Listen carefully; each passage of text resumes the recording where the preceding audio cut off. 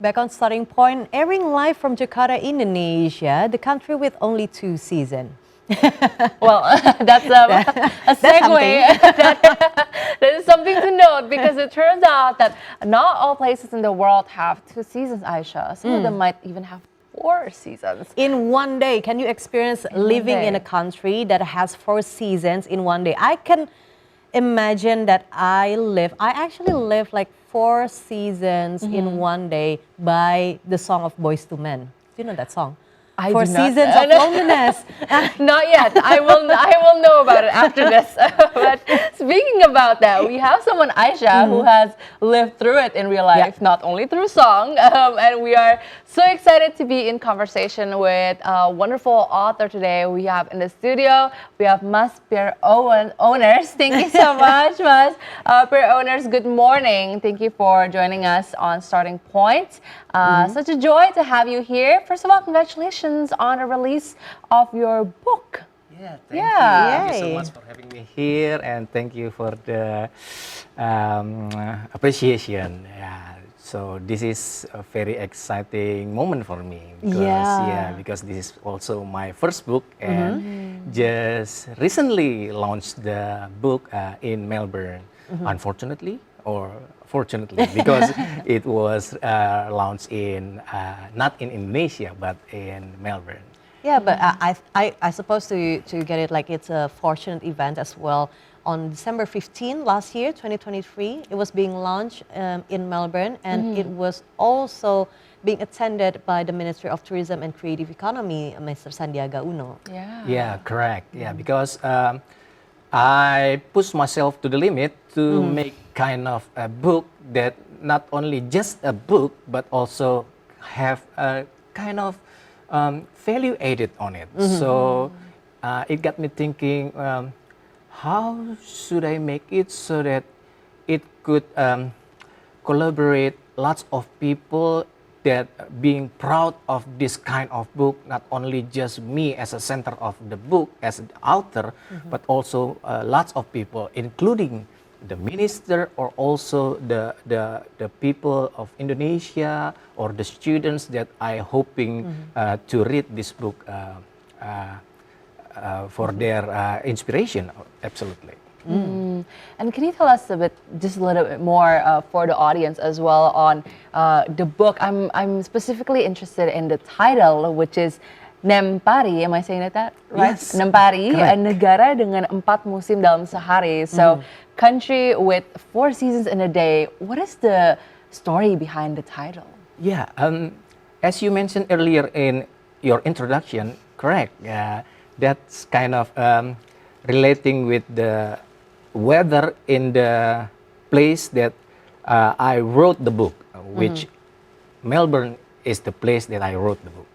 So Melbourne, very well known as a place with weather that simultaneously having cold in the night and then very extreme hot in the daylight, and then it can be the other way around, interchangeably, and it got me thinking, oh, it's kind of interesting if I wrote kind of this book from the inspiration of the weather that I live in the city.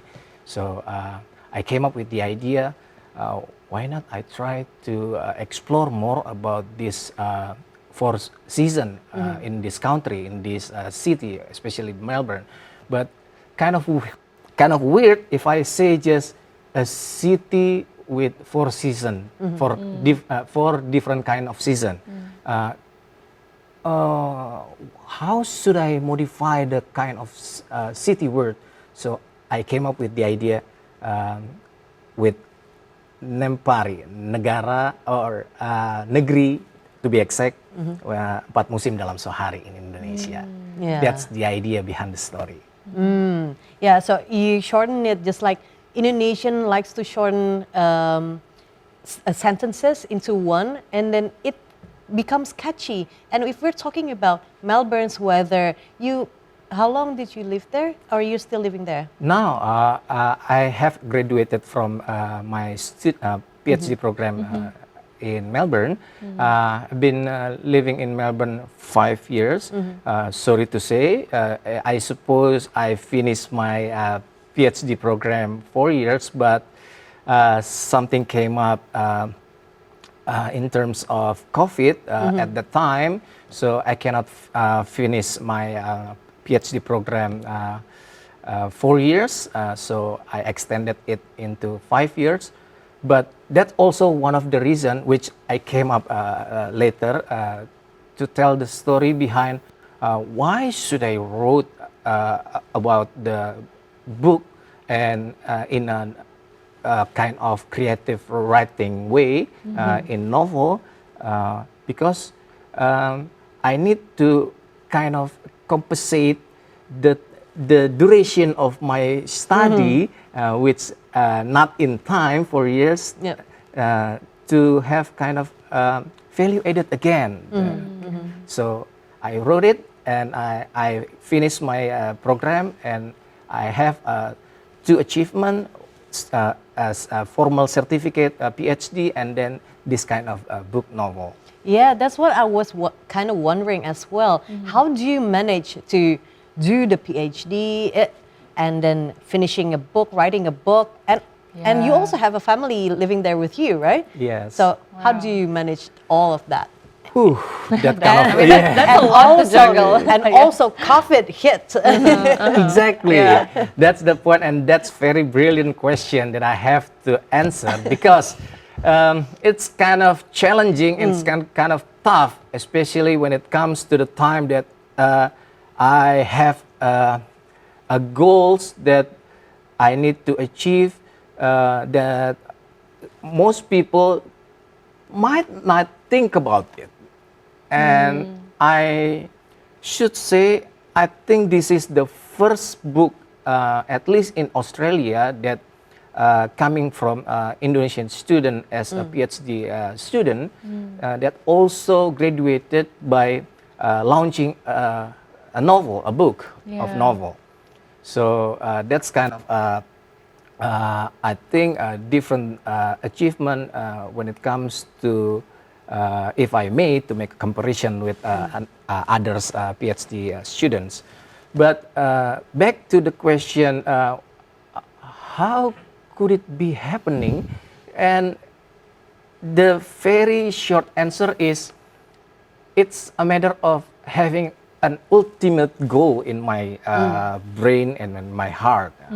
I need to have something more than just a regular one that can be inspiring for many people, because the stigma in most of the people, especially Indonesian student, being as a PhD student is a disaster. Is, you know, the joke behind the acronym of PhD is permanent head damage. So Really? Exactly. Yeah. So that's kind of scary thing to be a PhD. But it got me thinking, that's not that scary. You can do something more than that. And that's behind the reason, if people know there is some kind of a pilot project that Indonesian student had, so why can others do like the same? So you add more pressure to it. All right.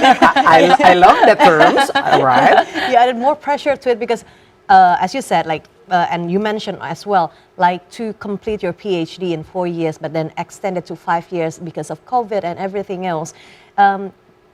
PhD has this deadline, but sometimes in writing a book, or this is especially your first book, you might want to be perfect as well, and you might want to take as much time as you need, but then you also put a deadline to it, like by the time you complete your PhD, you want to also complete the book. Yeah, correct. Well, what you said earlier is completely correct, but I need to highlight the point that there is another pressure on it, which I not totally agree with you, kind of pressure in a negative way, but I try to elaborate that kind of pressure, which it was pressure, but in a way I enjoy it to be something that if I suffer with this kind of pressure, so what's the point of being a PhD student that want to be different with others? So I need to come up with something different. So pressure, here I am. I welcome you. I'll take it. I Like, take it, of course.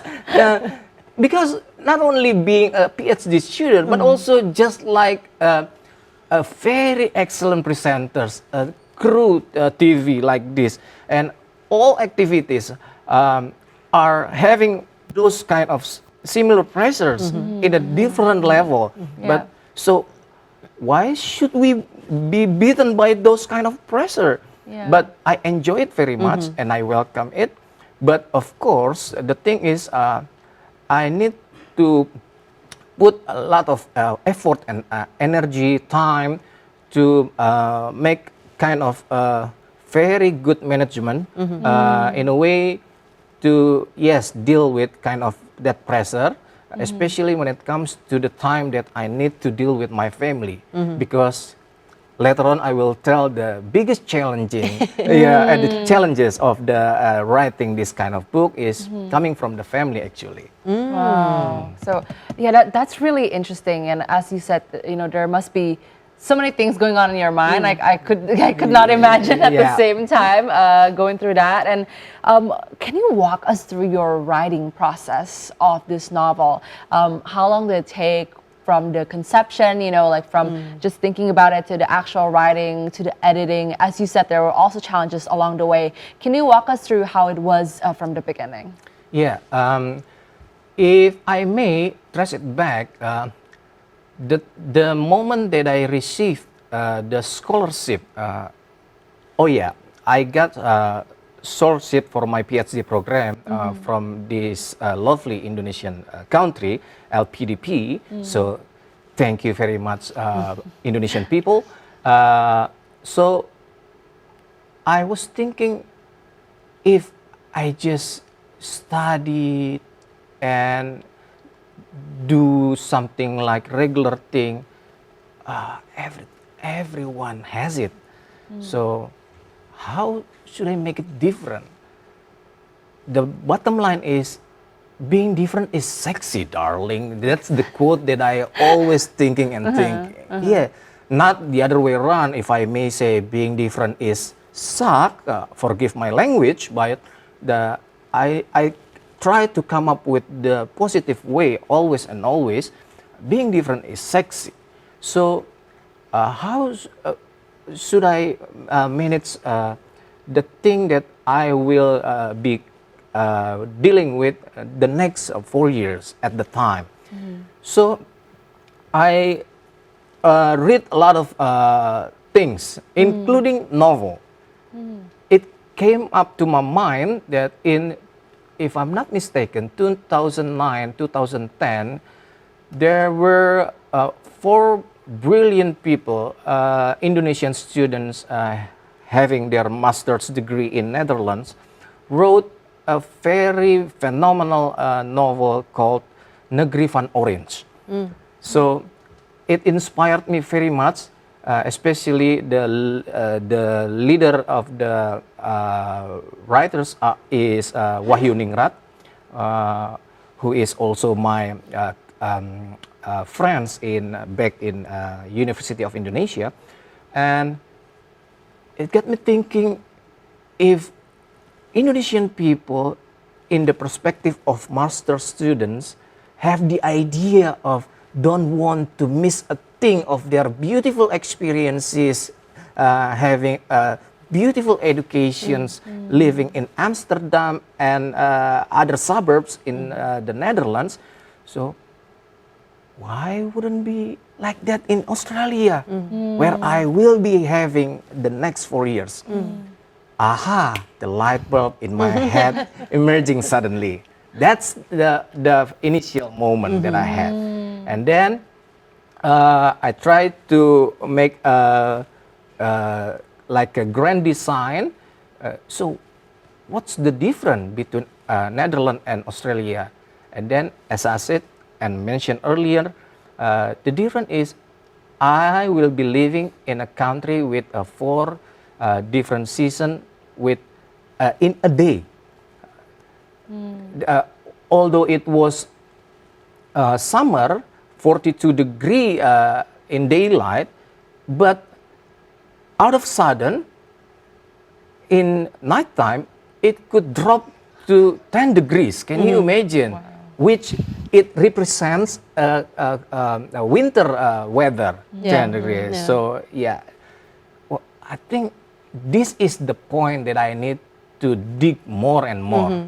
And then again, my light bulb emerging. Oh, okay, I start to scratch the design of my book, which focusing only the weather, the winter, the spring, the summer, and the autumn. That is the starting point of the book. And then I met lots of Indonesian people living in Australia. But before then, I also struggling to get my scholarship. So why would I mix the experience that I had? I struggled a lot when I got the scholarship, and after I meeting many Indonesian people in Australia, in Melbourne to be exact, and I mix it up into a very narrative story and a creative way, and I try to make a very different kind of story, which I come up later. I try to put also tips on the story on the novel. So it's not only a pure fiction in a way to tell about the story inspired by the reality, but also people who read the book could also get something as facts that could lead them to have benefits, how to deal with the city that they are living at the time. So Yeah. that's kind of complicated story behind all this writing process. Yeah, so it took about like four years as Yes. well. Yeah, as long as you were there. Correct. So Okay. the very moment I got the scholarship, and then I started to make the grand design Yeah. of the book, and then along the way I start to write the notes every single moment that I experience. What I wrote is part of my daily routine, Yep. which commonly known as journaling. Yeah. So I did journaling. Yeah, Yeah. Sorry to say, Indonesian people, not being regular people who might updating social media every single day, I try to focus on my daily life, to explore my journal, to tell what I feel and I expect about the life that I had and I am having in the future. So I do journaling, and then all those kind of things could be a very beneficial resource Yep. for me to write for the novel. Yes. So your journal, your notes on your journal, Yes. are your own references for this book. Yes. And now let's get more details to talk about your book, Nempari. It's about a guy and a girl met in Melbourne, Yeah. Australia. Yeah. And then how is the story? Like, do they fall in love? Yes. And they are also students, right? There. Yeah. Yeah. Okay. So the main character of the story are a guy and a woman. It called Reno and Eva, where all those characters are fictional. Completely, it's a fiction story. So, but before I continue, as I mentioned earlier, all the story I wrote is inspired by reality. So, in some certain level, excuse me, there are overlappings Yeah. between reality, imagination, and fictions. So that's the beauty of novel. Yeah. So people might feel kind of mixed up feeling. Yeah, and related, it's more relatable as well while you read it as, and because you also put some personal stories, like Yeah. personal touch. there. Correct. Yeah. So the main character Reno is a family man, is a husband who has two daughters, and then they try to explore the experience of living in Melbourne City, being a PhD student. That's the overlapping with me, PhD student. But when it comes to the time you question about, is that you? Not necessarily, darling. Yeah, because as I mentioned earlier, that's the beauty of fiction. So it's inspired by true story, but that's not the reality. These two main character, and then try to explore their daily life and not want to be missed out by any single experience that they have every single day. Starting from how they deal with the kids going to school, and how they deal with the neighbor, how they deal with the other Indonesian people, up to how the very intriguing moment, if I might open in this very beautiful moment, that when the woman character said that, hi, one time, hi, I lost my bra. That's kind of very domestic conversation, but it's the part of reality in Indonesian students' experiences. So I try to explore all that kind of situation and mix it up into a very beautiful story of the representation of the Reno and Eva as the main character. I see. So it is also, like you said, based on your personal experience and Yeah. the experiences of people. So it's a communal experience as well from people around the world. And just wondering, especially for young people right now, they're looking at you, which congratulations again on the book, and they would love to know, how do they follow your footsteps? You know, especially, for example, people who are also PhD students or master students who are going abroad on scholarships, and or young authors out there, and they're thinking, you know, this is something I also would like to do. What are some of the advice that you can give to our viewers as well on how to become an author like you, and to be able to reflect back on those experiences and then, you know, make them to a wonderful novel? Yes, the first and foremost, if I ask about the advice to be an author, there is no escape way. There is no other way to be a author or writer except practice. But more than that, you need to have an ultimate goal.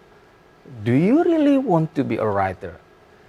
If it is not your passion, don't push yourself to that way. So not necessarily need to be a writer.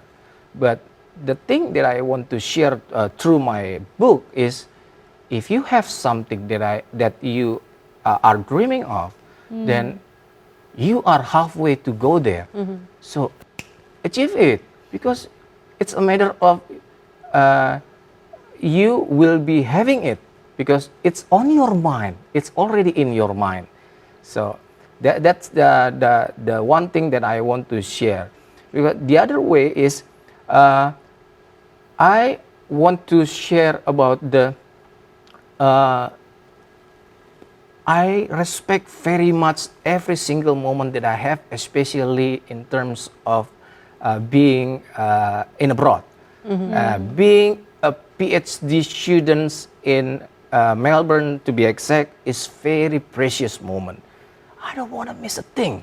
And then, if every body try to different way to have their own documentation, Yep. I have my own way, which brings me to this chair to meet two beautiful and very excellent presenters. Other than that, probably I would not be able to sit here because there is no book that I produce.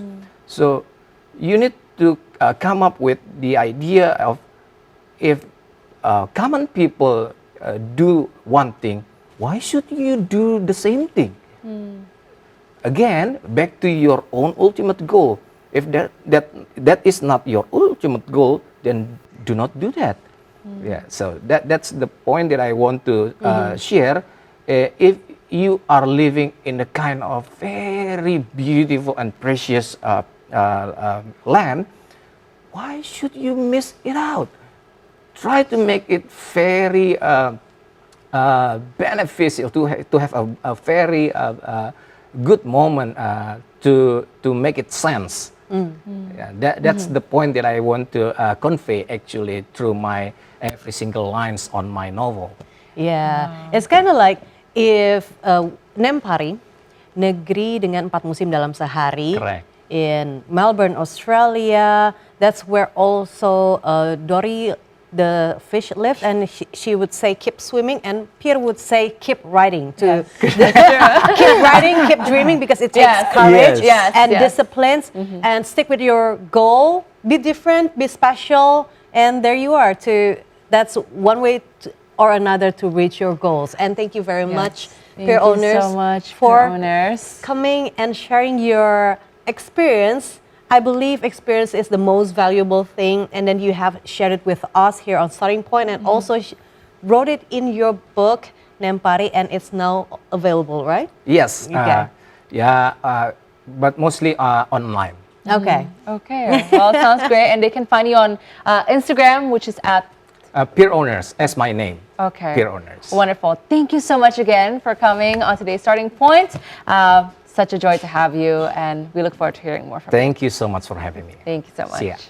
And that is the end of our show today. Thank you again for watching. We'll be back tomorrow, 8 a.m. 9 to 9 a.m. Western Indonesia time. For now, I'm Audrey Utoyo. And I am Aisha Fabian. We really wish you a very good day. Bye-bye.